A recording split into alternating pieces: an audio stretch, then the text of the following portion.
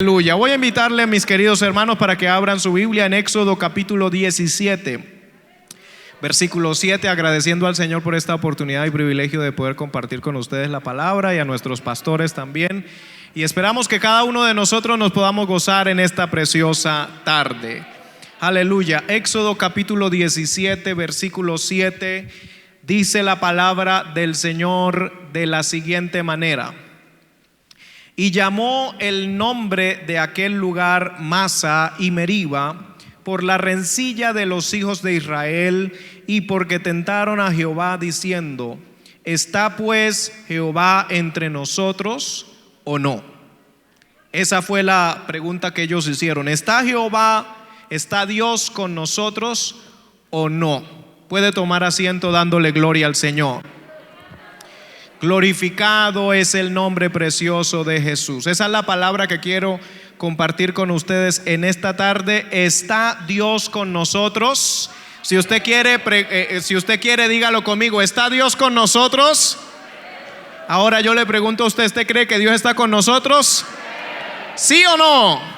Dios está con nosotros. Aleluya. Esa pregunta la realizó el pueblo de Israel después de que ellos habían visto grandes cosas que Dios había hecho con ellos. Ellos estuvieron 430 años como esclavos en Egipto, y estando en Egipto ellos vieron la mano poderosa de Dios, como las plagas se manifestaron cuando Faraón no quería dejar ir al pueblo.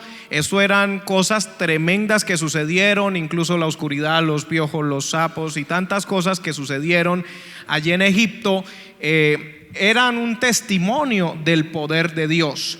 Después de haber visto estas maravillas en Egipto, también Dios los saca de allí, y ellos vieron cómo se abrió el mar rojo delante de ellos. Aleluya. Aleluya, gloria a Dios. También ellos vieron cómo la nube los guiaba, los cubría, y también la columna de fuego que ellos pudieron ver con sus ojos físicos. ¿Sí? No es que se lo imaginaron, no es que alguien de en medio vio una visión, no, era que el pueblo todo veía esa columna también de fuego y la columna de nube que los guiaba. Ellos vieron abrirse el mar rojo, ellos pasaron en seco. No solamente ellos cruzaron, sino que también el mar se volvió a cerrar delante de los ojos de ellos, y el ejército de Faraón, los jinetes de Faraón, todos ellos fueron hundidos, todos ellos se ahogaron en esas aguas. Ellos vieron ese poder tan maravilloso del Señor, inclusive cantaron ese cántico que nosotros cantamos: echó a la mar los carros de Faraón. Aleluya. Después de eso, de ellos haber cantado, de haberse gozado, hay un suceso, y es que no encontraban agua dulce que beber. Y cuando ellos ven esa agua que no se la pueden beber, está amarga, está salada, Dios usa a Moisés para que esa agua sea tornada en agua dulce y que la pudieran beber. Ellos lo vieron, lo percibieron, porque ellos habían murmurado contra Jehová, habían murmurado contra Moisés, y ahí Dios le muestra: yo sigo teniendo poder, y les da agua que beber. Pero no solamente esto, sino que también más adelante, cuando ellos están, después de haber pasado eso de no tener agua, también se quejaron porque hay el alimento y ahora qué vamos a comer. Y Dios les mandó maná del cielo. Dios les mandó, no es un cuento, no es algo espiritual, fue algo que se comieron ellos con sus bocas y sintieron cómo se saciaron. Aleluya. Pero aún así el pueblo seguía murmurando, y encontramos en la palabra del Señor que estando en un lugar que se llama Refidín, ellos de nuevo ven que no hay agua, y ahí ellos expresan lo que estamos utilizando en esta tarde como título de este mensaje, y es: ¿está Dios con nosotros o no? ¿Está Dios con nosotros o no? Y yo he venido en esta tarde a darle una palabra a alguien que quizás ha visto la gloria de Dios en años pasados, y ahora quizás está enfrentándose a una situación que no había vivido nunca, quizás también por la pandemia, por todo lo que ha pasado en este año 2020. Ahora mismo se siente como que duda de si el poder de Dios va a intervenir a su favor, pero en esta hora estoy aquí para decirle: si lo hizo ayer, lo puede hacer hoy, lo puede hacer mañana. El Dios que hizo milagros, sanidades, portentos, maravillas en el pasado, es el mismo Dios que usted y yo tenemos. La misma unción del Espíritu Santo que ungió a Jesucristo con poder es la unción del Espíritu Santo que viene sobre nosotros. El poder que operó y que actuó en Jesucristo, resucitándole de entre los muertos, es el mismo poder que opera en usted y que opera en mí. ¡Aleluya! Glorificado es el nombre precioso de Jesús.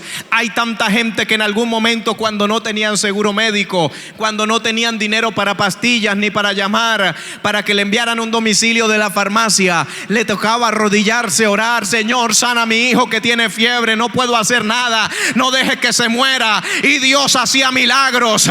Y han pasado quizás 5 años, 6 años, y te has olvidado del poder de Dios. Te has olvidado que Él puede tocarte. Aleluya. Esta pregunta, esto que hicieron los israelitas de decir: ¿está Dios con nosotros o no?, se parece también mucho a una pregunta que hizo un varón en la escritura llamado Gedeón. Y si usted quiere, acompáñeme a Jueces capítulo 6. En Jueces capítulo 6, en el versículo 13, dice: y Gedeón le respondió: Señor mío, si Jehová está con nosotros, ¿por qué nos ha sobrevenido todo esto? ¿Y dónde están todas sus maravillas que nuestros padres nos han contado? O sea, hay gente que los papás les contaron: nosotros cruzamos el Mar Rojo, nosotros vimos el Jordán abrirse, nosotros vimos caer maná del cielo. Pero esos muchachos, esos jóvenes, no han visto un milagro en su vida personal, no han visto una transformación, no han tenido un trato personal con el Señor. Aleluya. Y por eso es que este hombre llamado Gedeón le responde a un ángel que se le aparece, le dice: y si Dios está con nosotros, entonces ¿dónde están las maravillas? ¿Dónde están las cosas que nuestros padres nos han contado, diciendo: ¿no nos sacó Jehová de Egipto? Y ahora Jehová nos ha desamparado y nos ha entregado en mano de los madianitas. Y acá en el principio de ese verso dice: ¿por qué nos ha sobrevenido todo esto? Es la pregunta que Gedeón le hace al ángel. La respuesta a esa pregunta está en el mismo capítulo, en el versículo 1. Dice: los hijos de Israel hicieron lo malo ante los ojos de Jehová, y Jehová los entregó en mano de Madián por 7 años. Y la mano de Madián prevaleció contra Israel. Y los hijos de Israel, por causa de los madianitas, se hicieron cuevas en los montes y cavernas y lugares fortificados. Hay que tener en cuenta esto, hermano, que cuando el pueblo de Dios empieza a hacer las cosas como no corresponde, como dice aquí, hicieron lo malo ante Jehová, entonces Dios no puede estar ahí juntamente con el pecado. Recuerde que el pecado nos separa de Dios. Por eso el Señor Jesucristo mismo, cuando fue a la cruz del Calvario, que Él llevó nuestro pecado, llevó nuestra culpa, Él sintió que el Padre le había abandonado. ¿Por qué? A causa del pecado, no porque Él fuera pecador, sino porque Él, sin haber cometido pecado, se hizo pecado por nosotros y se hizo maldición por nosotros, para que nosotros pudiéramos recibir bendición y fuéramos salvos. Glorificado el Señor. Entonces nuestro pecado, amigo, nos separa de Dios, a pesar de que Dios nos ama de tal manera que ha enviado a su Hijo para que muera por todos nosotros, y murió en la cruz del Calvario por usted y por mí. Aún así nuestro pecado nos separa de Dios. Entonces, ¿qué es lo que tenemos que hacer nosotros? Pedir perdón por nuestros pecados, volvernos a Dios, y entonces la gracia de Dios va a cubrirnos por lo que Cristo hizo en la cruz del Calvario. Este pueblo había hecho lo malo ante los ojos de Dios, Y los madianitas habían venido en contra de ellos, y el pueblo, en lugar de venir a postrarse ante Dios, lo que hizo el pueblo que fue esconderse. La escritura nos dice que ellos se metieron en cuevas, en los montes y cavernas y en lugares fortificados. Y dice que sucedía que cuando Israel había sembrdo, subían los madianitas y amalecitas y los hijos del oriente contra ellos, y dice, y los atacaban, y acampando contra ellos destruían los frutos de la tierra hasta llegar a Gaza, y no dejaban que comer en Israel ni ovejas, ni bueyes, ni asnos, porque subían ellos y sus ganados y venían con sus tiendas en grande multitud como langostas. Ellos y sus camellos eran innumerables, así venían a la tierra para devastarla. De este modo empobrecía a Israel en gran manera por causa de Madián, y los hijos de Israel clamaron a Jehová. Aleluya. Tantas cosas que a veces tienen que suceder en nuestra vida para que clamemos a Jehová. ¿Cuántos saben que muchos de nosotros llegamos al evangelio porque sentíamos que estábamos contra la espada y la pared, verdad? A unos les habían hecho brujería, ya habían ido donde otro brujo para que les quitara la maldición, y el brujo no pudo hacer nada. Estaban enfermos, iban al doctor, iban a la clínica, no les encontraban nada, y en última instancia entonces esa persona dijo: no, yo tengo que correr y tengo que clamar a Dios, tengo que decirle a Dios que me ayude. En esta hora yo quiero decirte, hermano, no te escondas en cuevas, no te escondas en montes. Lo que hay que hacer es volvernos a la presencia de Dios y decirle, así como Israel, en esta hora clamamos a ti porque hemos hecho lo malo ante tus ojos, hemos mirado lo que no teníamos que mirar, hemos hablado lo que no teníamos que decir, hemos actuado de la forma que a ti no te agrada, y ahora reconocemos que en nuestras propias fuerzas nada podemos hacer en contra de los amalecitas. Por eso rogamos en esta hora: interven a favor de mi casa, interven a favor de mi ciudad, interven a favor de mi pueblo. Alabanzas al Rey de la Gloria. El pueblo clamó a Jehová, y cuando los hijos de Israel clamaron a Jehová a causa de los madianitas, Jehová envió a los hijos de Israel un varón profeta, el cual les dijo: así ha dicho Jehová, Dios de Israel. Y les empieza a contar la historia: yo los saqué a ustedes de Egipto, yo envié un profeta, yo envié a Moisés, etcétera, etcétera. Todo esto se lo dice el profeta. Ahora, yo lo que quiero resaltar de esta parte es que cuando ellos clamaron a Dios, como dice en el versículo 6 y en el versículo 7, se activó lo profético. ¿Cuántos saben que Dios habla? Es decir, el pueblo clamó a Jehová y Jehová envió un profeta. Aleluya. Muchas veces decimos: ¿y por qué será que Dios no habla en estos tiempos? Hay gente que dice: Dios no habla, o pensamos que estamos viviendo otra vez el tiempo de cuando Samuel estaba niño, que dice que la palabra de Jehová escaseaba, no había visión con frecuencia. Pero muchas veces la razón por la que uno siente que Dios no está hablando es porque uno no le habla a Dios. Aleluya. Es porque no estamos clamando a Dios. Cuando nosotros no nos sentamos o no nos arrodillamos o no nos postramos a hablar con alguien, ¿cómo esperamos escuchar a esa persona hablándonos de vuelta? No le va a hablar telepáticamente si estamos hablando de una persona. En el caso de nuestra relación con Dios, muchas veces pensamos que Dios no habla, pero es porque nosotros no le hablamos a Dios. Entonces ellos clamaron a Jehová y Dios envió un varón profeta. Ahora bien, Dios habló, pero Dios les habló dándoles un regaño. O sea, les dio un recuento de la historia, pero les dio un regaño. Porque muchas veces queremos que Dios nos hable, pero no queremos que Dios nos diga lo que Él nos tiene que decir, sino lo que nosotros queremos oír. Están sufriendo por los madianitas, a ver, venga, les ayudo de una vez. No, pero Dios les recordó su historia, les dijo de dónde vienen ustedes, porque a veces se nos ha olvidado de dónde venimos. A veces se nos ha olvidado todo lo que Dios ha hecho por nosotros. Dios les recordó a través de ese profeta de dónde venían y por qué estaban en esa condición. Gloria al nombre de Jesús. Inclusive en la última parte del versículo 10 dice: y os dije, yo soy Jehová vuestro Dios, no temáis a los dioses de los amorreos en cuya tierra habitáis, pero no habéis obedecido a mi voz.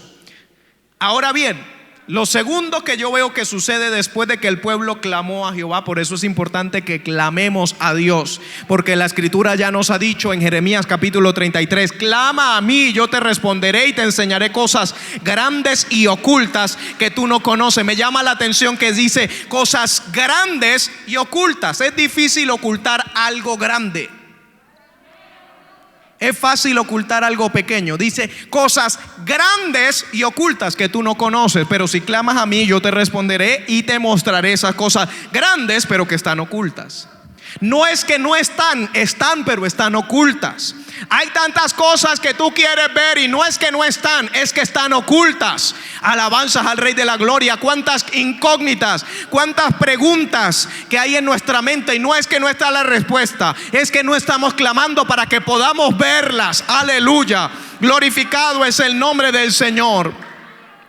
Entonces, aparte de activarse lo profético después de ellos haber clamado, ¿cuántos quieren que se active lo profético? ¿Cuántos quieren que Dios les hable? De hecho, estamos viviendo en tiempos proféticos que dice la escritura: en los postreros días, dice Dios. Aleluya.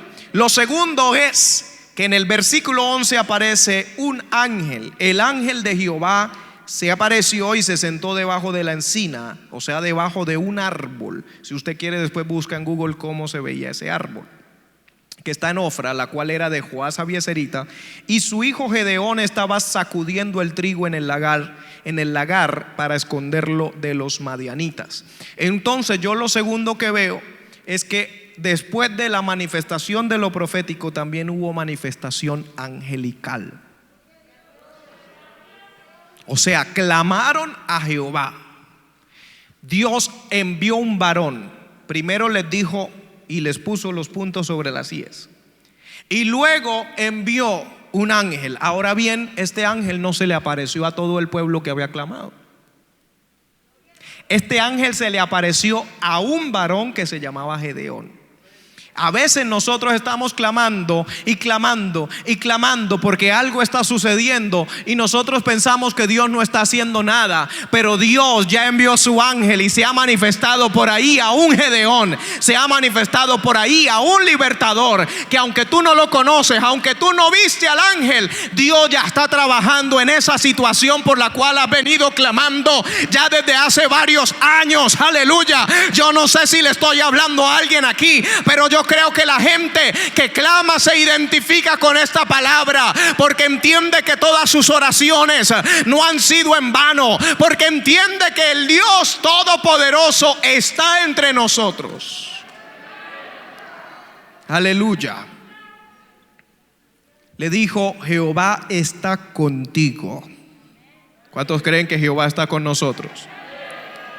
Varón esforzado y valiente. Ahora, algo que me llama muchísimo la atención es que Gedeón estaba sacudiendo el trigo, y el trigo representa inclusive al mismo Gedeón, porque si usted lee más adelante, Gedeón aparece simbolizado como trigo y como pan. El trigo también puede simbolizar al pueblo de Dios. En Lucas capítulo 22 versículo 31 dice: dijo también el Señor: Simón, Simón, he aquí Satanás os ha pedido para zarandearos como a trigo, pero yo he rogado por ti que tu fe no falte, y tú, una vez vuelto, confirma a tus hermanos. Aparece Simón, dice que iba a ser zarandeado como trigo. También en Mateo capítulo 13, en el versículo 24, dice: el reino de los cielos es semejante a un hombre que sembró buena semilla en su campo, pero mientras dormían los hombres, vino su enemigo y sembró cizaña entre el trigo y se fue. Versículo 37 del mismo capítulo, Mateo 13:37. Respondiendo él les dijo: el que siembra la buena semilla es el Hijo del Hombre. El campo es el mundo. La buena semilla son los hijos del reino, y la cizaña son los hijos del malo. El enemigo que la sembró es el diablo. La siega es el fin del siglo, y los segadores son los ángeles. Entonces aquí también nos muestra que la cizaña son los hijos del diablo, y la buena semilla o el trigo entonces son los que han recibido o los que han sido sembrados por el Hijo del Hombre. ¿Cuántos alaban a Dios? Entonces, esto de que Gedeón estuviera sacudiendo el trigo,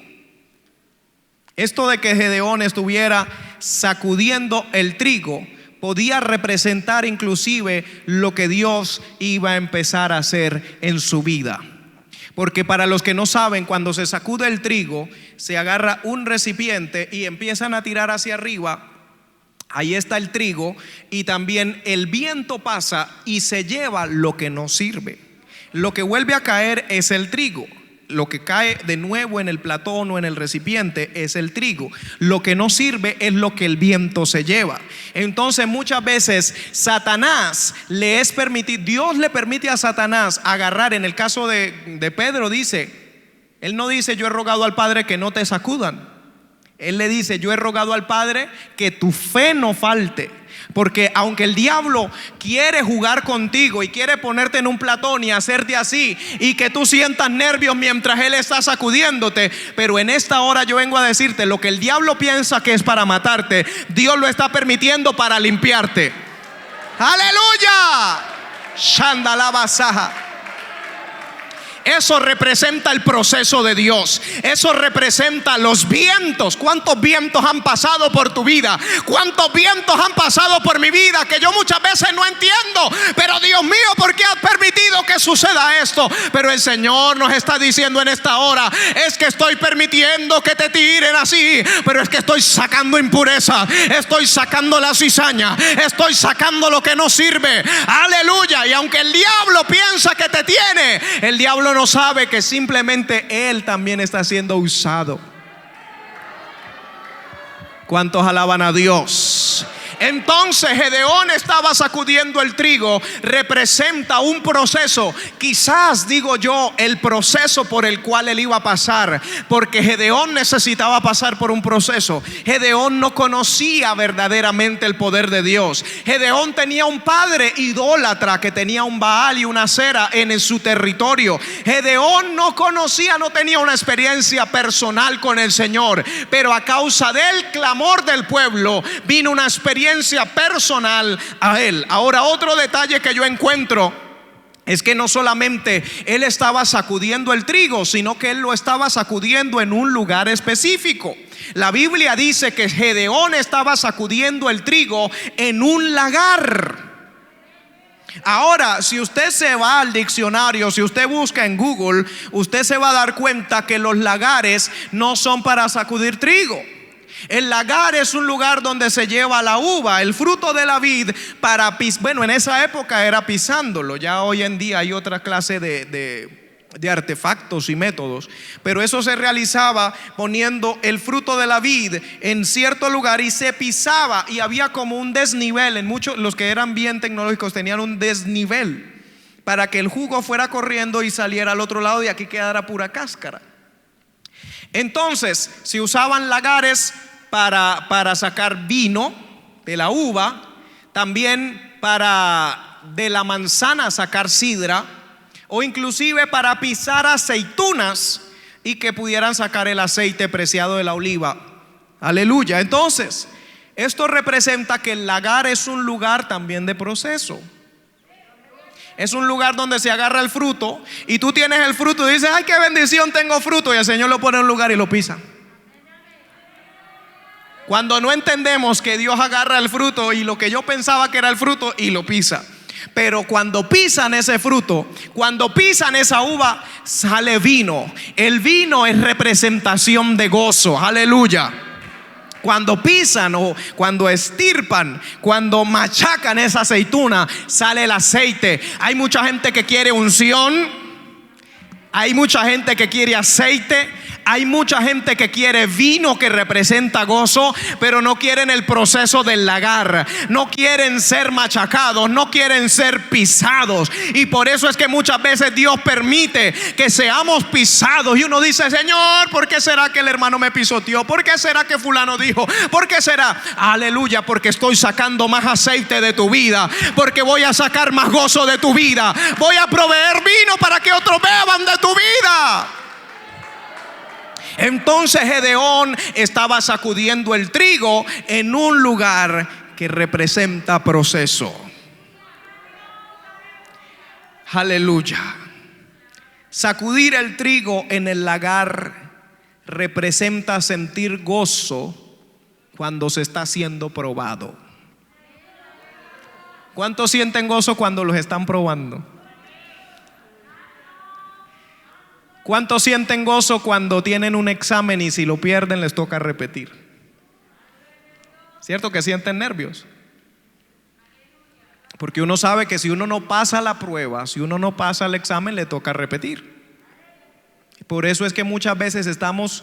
¿Cuántos reconocen que hemos sido repitentes en la vida?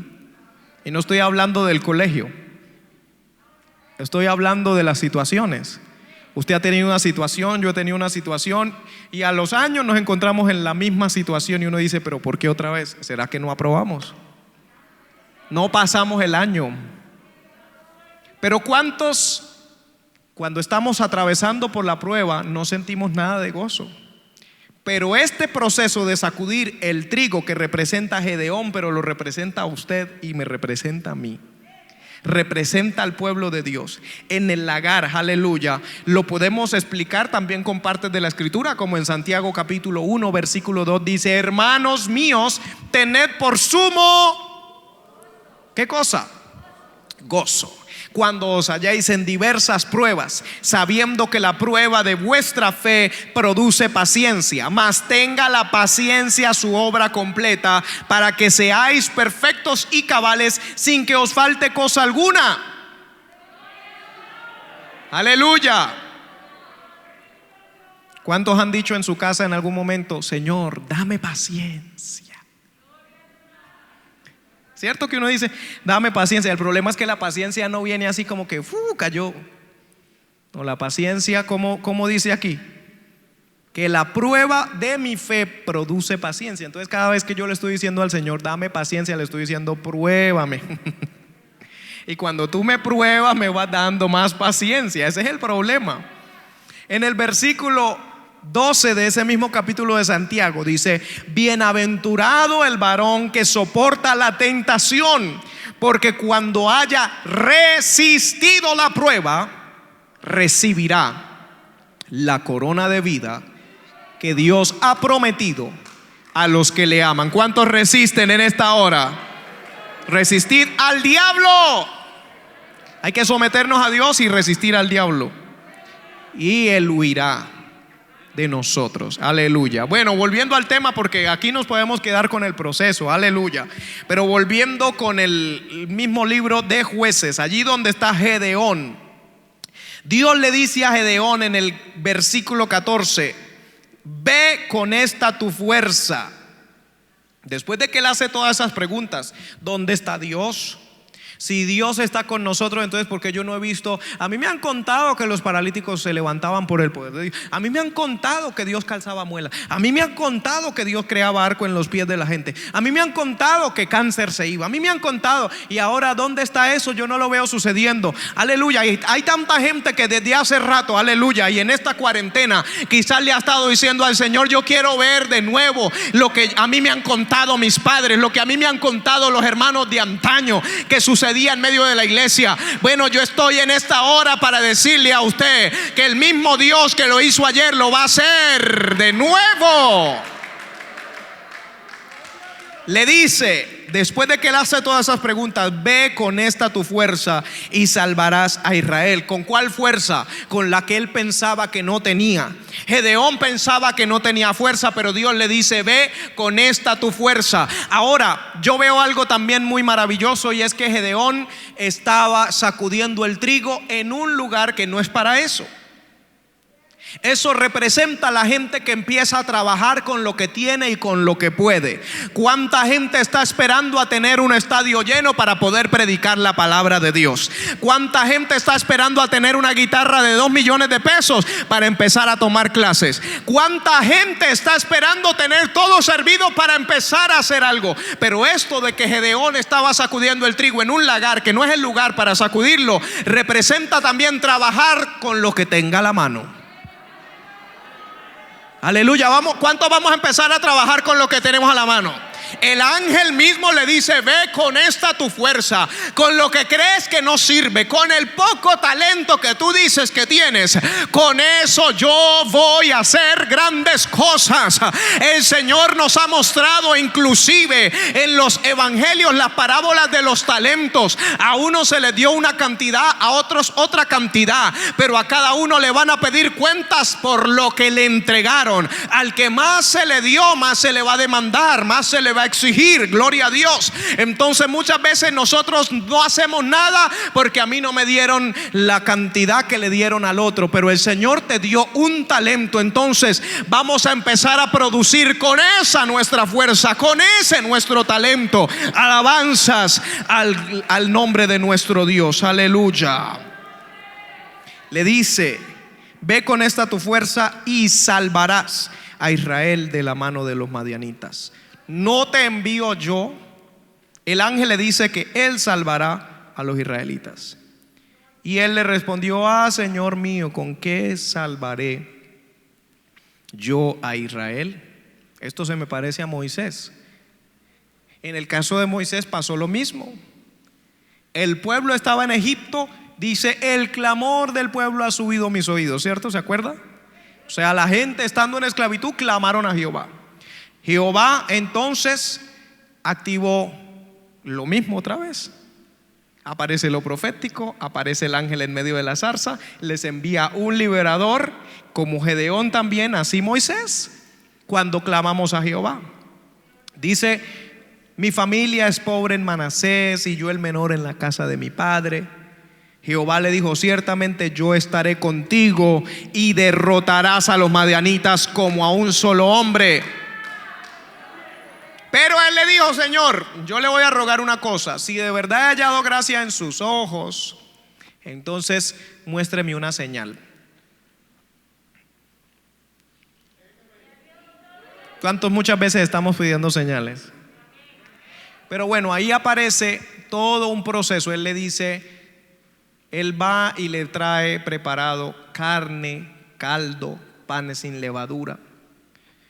Y le dijo al ángel: déjeme, yo voy a prepararle algo y ya vengo, no se vaya de aquí. Cuando Gedeón vuelve, el ángel le dice: hágame un favor, ponga la carne y derrame el caldo. Ponga la carne encima de una peña que hay aquí y derrame el caldo encima. Y él lo hizo así. Pero usted sabe lo que significa la peña, ¿cierto? ¿Cuántos saben qué significa la peña? Cristo es la peña de Oreb que está brotando. Estaba señalando el sacrificio, iba a recaer. Ahora es con animales, pero un día va a recaer sobre Cristo. Un día, y ese ángel es una cristofanía, o sea, es una manifestación de Jesús en el Antiguo Testamento que todavía no se había manifestado como hombre. Aleluya. Mire cómo le dice, toma el versículo 20: toma la carne y los panes sin levadura y ponlos sobre la peña y vierte el caldo. Y él lo hizo así, y extendió el ángel de Jehová el báculo que tenía en su mano, tocó con la punta la carne y los panes sin levadura, y subió fuego de la peña, el cual consumió la carne y los panes sin levadura, y el ángel de Jehová desapareció de su vista. Y entonces cuando Gedeón vio esto que había sucedido, dijo: Señor Jehová, que he visto al ángel de Jehová cara a cara. Yo quiero decirle que usted y yo tenemos la oportunidad de tener experiencias cara a cara, porque Jesucristo ahora nos da acceso directo. A través de él estamos viendo al Padre, a través de él estamos llegando al Padre, porque él lo da a conocer. Aleluya. Ahí Gedeón edifica un altar. Él hizo también todo lo que Dios le había dicho, que derribara la estatua, porque hay que derribar la estatua. O sea, hemos estado clamando a Dios. Dios se manifiesta, pero Dios no va a derribar las estatuas Él mismo. ¿Sí? Hay cosas que nosotros tenemos que derribar. Hay idolatrías y hay cosas que se han puesto, se han posado en nuestro corazón, que somos nosotros los que las tenemos que derribar para que Dios haga lo que Él quiere hacer. Aleluya. Glorificado es el nombre precioso de Jesús. Más adelante de todo eso, porque no nos da el tiempo, aparece que Él derribó la estatua que tenía el papá de Baal y de Acera, y la gente de la población se molestó. Porque cuando usted decida hacer cambios, cuando usted decida comenzar a hacer las cosas como Dios le ordena, la gente a su alrededor no va a comprender. La gente a su alrededor no va a entender. Aleluya. Pero después de todo eso, Dios le mostró a la gente. El Espíritu de Jehová vino sobre él, sobre Gedeón, en el versículo 34. Y él tocó el cuerno y se reunió la gente con él, y él envió mensajeros, y empezó a suceder algo grande y algo poderoso. Se empezó a juntar un ejército. Entonces esa manifestación profética a todo el pueblo, y luego esa manifestación angelical a un varón solo, no repercutió solamente en Gedeón, sino en todo el pueblo. Yo quiero decirle a la iglesia de la Concordia que si alguien tiene una experiencia verdadera y poderosa en la iglesia, si Dios se manifiesta al pastor, o si Dios se manifiesta al hermano Juvenal, o si Dios se manifiesta al hermano Necio Subo, o si Dios se manifiesta al hermano José, no importa quién sea, si Dios verdaderamente se manifiesta a uno de nosotros, podríamos hacer la diferencia, no solamente de mi vida, no solamente de mi casa, sino también de toda la congregación, de todo el barrio, de toda la ciudad, porque Dios no es egoísta y Él está interesado en manifestar su poder y su liberación a favor de todo su pueblo.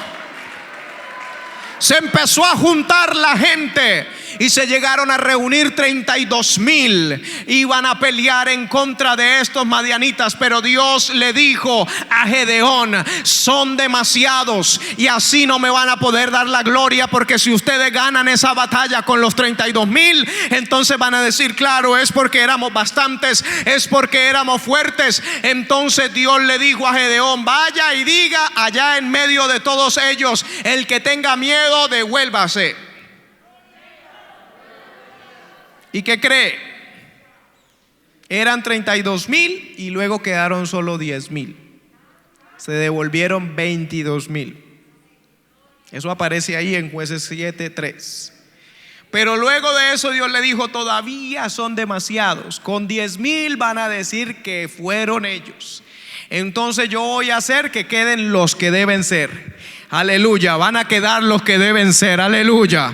Van a quedar los que deben ser. Y la palabra del Señor dice que lo llevó a beber agua en un lugar, y Dios le dijo: los que se agachen y tomen el agua así como lamiendo de su mano, esos son los que quedan. Y resulta que quedaron solo 300. Aunque veas poquito o pequeño aquello con lo que Dios dijo que iba a hacer un milagro, no temas, porque Dios de seguro lo va a hacer. Aleluya.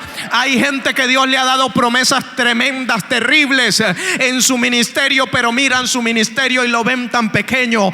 Miran su trabajo y lo ven tan pequeño. Miran lo que hacen, o sus sermones, o sus bosquejos, y los ven tan sencillos. Miran su habilidad para tocar o para cantar y la ven tan sencilla, que dicen: es imposible que Dios nos dé la victoria con esto tan pequeño. Pero yo he venido en esta tarde para decirte: es que no es por ti, es porque el Señor lo va a hacer. Es lo único que está demandando de ti, es que tengas fe en Él, es que tengas confianza en Él, es que obedezcas a su mandato. Él había tenido miedo y él le dijo al Señor: Señor, voy a pedirle una señal. Yo voy a poner una señal de un vellón, que cuando yo lo dejo en la noche ahí en el campo, vamos a decir una franela, una telita, para que la gente que no conoce esta palabra me entienda. Voy a dejarla en el campo y si cae rocío y solamente encuentro seco el vellón y todo lo demás está húmedo, entonces eso fue. Y al otro día él fue y así era. Entonces dijo, ahora esta noche al revés. Y también sucedió, pero todavía tenía miedo.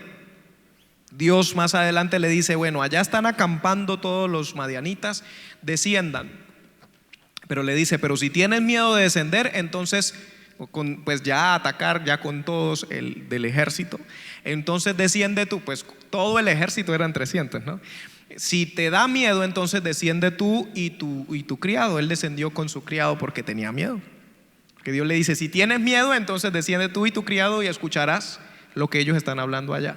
Y él descendió. ¿Qué quiere decir? Tenía miedo. Pero lo bueno es que aunque tenía miedo, hacía las cosas.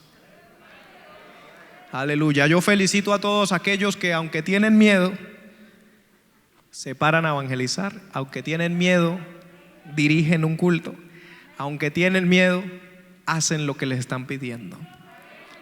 Porque Dios usa eso. Dios se da cuenta que uno no se cree más, que uno está dependiendo de Él.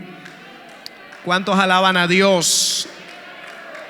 Cuando él tenía miedo y se fue con el criado a escuchar qué era lo que decían por allá en el campamento de ellos, había un hombre hablando con el otro antes de cambiar guardia y le dijo, yo tuve un sueño más raro, yo vi que venía un pan grandísimo de cebada dando vueltas y llegó hasta el campamento de los madianitas y tumbó la carpa y se cayó la tienda. Y el otro le dijo, eso no es sino Gedeón, que va a derrotar a los madianitas. ¿Por qué? Porque él era, de acuerdo a lo que leemos en la escritura al principio, el que estaba sacudiendo el trigo. Panadero quizás, o una persona que estaba guardando alimentos, provisiones para el pueblo. Y eso fue lo que este hombre vio en visión. Porque Dios va a usar, quizás la gente está esperando un guerrero, no alguien que lo puedan comparar con alimentación o con cosas de culinaria. Quizás la gente de la iglesia no está esperando que Dios empiece a hacer milagros contigo, sino de pronto con el predicador de turno o con el pastor, y no están esperando que Dios los haga con ese niño sencillo, con esa adolescente, con ese jovencito, con aquel que quizás no habla tan pulido, pero la unción del Espíritu de Dios puede venir sobre ti, así como vino sobre Gedeón. Alabanzas al Rey de la Gloria. Y luego de todo eso, lo que me llama la atención para ir concluyendo es la forma como ganaron la victoria. Fueron esos 300 y Dios le dijo, vayan con, haga de cuenta unas, ¿cómo se le llamaría? Como unos vasijas de barro, y dentro tenían unas antorchas, y lleven trompetas, 300 en contra de ese ejército innumerable. Pero ustedes van a ganar la guerra, es así, con trompetas y con antorchas. Ahora, cuando llegó el momento, la escritura nos dice, mire cómo dice en el capítulo 7 versículo 20, y ya vamos acabando, para darle lugar también a que el Señor haga poderosas hazañas y maravillas y milagros en nuestra casa, en nuestra vida. ¿Cuántos creen que hoy podemos recibir un milagro, una sanidad, un cambio, una respuesta? Aleluya. En el 7:20, y los 3 escuadrones tocaron las trompetas y quebrando los cántaros tomaron en la mano izquierda las teas y en la derecha las trompetas con que tocaban, y gritaron por la espada de Jehová y de Gedeón. Ahora esto está raro, esto me acuerda a mí de lo que dice el apóstol Pablo a los Corintios, que somos vasos de barro para que la excelencia sea de Dios y no de nosotros. O sea, el tesoro que está escondido dentro es de Dios. Nosotros somos vasos de barro. Ellos cómo ganaron la victoria, quebrantando las vasijas y que saliera el fuego, que saliera el poder, que saliera lo de Dios que estaba dentro de estas vasijas. Eso es lo que representa. ¿Y cómo vamos a ganar nosotros la batalla? No es con nuestra propia fuerza, porque somos cántaros y nos podemos quebrar, pero es precisamente cuando nos quebrantamos delante de la presencia de Dios. Es precisamente cuando clamamos a Jehová. Alguna gente piensa que es porque es que él es un superhombre, una supermujer de Dios. No, es porque él se quebranta ante Jehová. Él levanta su voz como trompeta clamando a Jehová, y es Jehová el que hace las maravillas. En el 21 dice: y se estuvieron firmes, cada uno en su puesto en derredor del campamento. Entonces todo el ejército de los enemigos echó a correr, dando gritos y huyendo.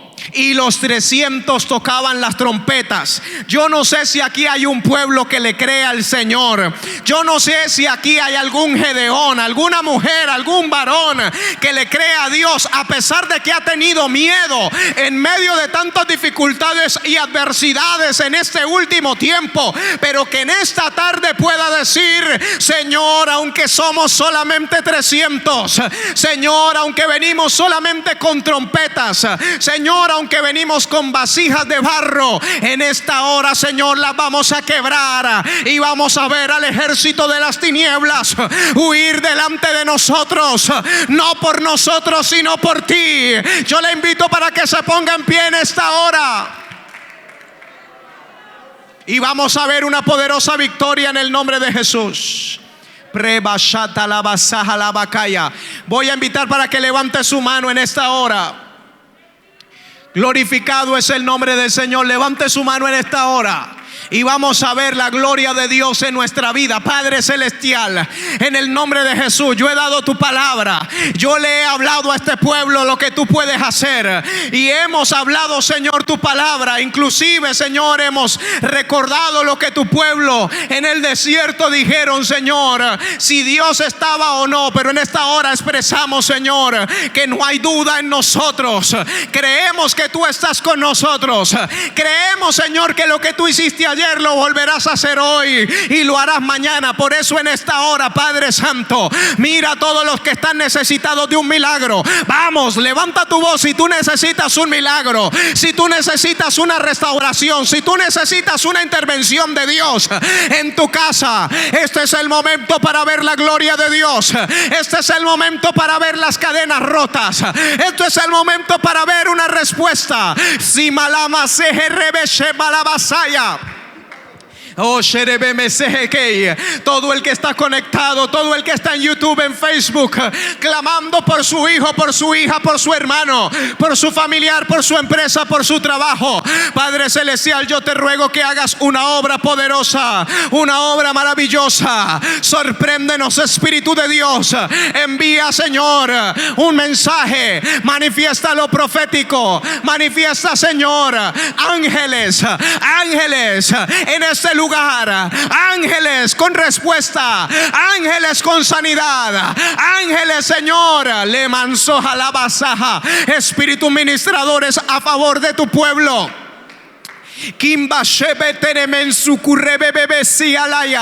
Padre celestial, envía, Señor, mensajeros, envía, Señor, libertadores, envía ungidos, envía amasaja. Manifiéstate a tu pueblo, manifiéstate a tus hijos, manifiéstate, Señor, a tu grey. En el nombre de Jesús queremos ver milagros, queremos ver maravillas, queremos ver tu poder. Su catalabashema la basaja tarabasia la maso. Lembarabashe que te. En el nombre de Jesús. En el nombre de Jesús. En el nombre de Jesús. Cuando el pueblo clamó, Dios les respondió. Aleluya. Cuando el pueblo clamó, Dios les respondió. Y en esta hora el Señor está aquí escuchando nuestro clamor. El Señor está aquí respondiendo nuestro clamor. Shalama mansaha katalabasoha. Padre celestial, yo creo que tú estás aquí con nosotros.